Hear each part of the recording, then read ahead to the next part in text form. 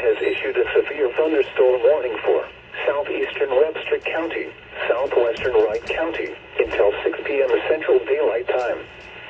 At 4:53 p.m. Central Daylight Time, a severe thunderstorm was located near Seymour, or 10 miles northwest of Ava, moving northeast at 20 miles per hour.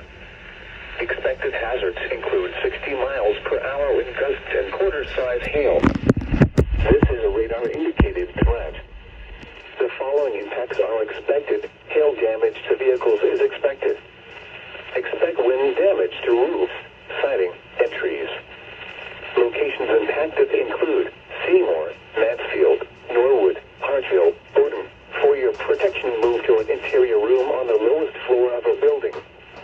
Large hail and damaging winds and continuous cloud-to-ground lightning is occurring with this storm.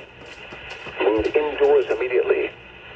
Lightning is one of nature's leading killers. Remember, if you can hear thunder, you are close enough to be struck by lightning. Repeating, a severe thunderstorm warning has been issued until 6 p.m. Central Daylight Time for the following counties in Missouri, Webster, and Wright.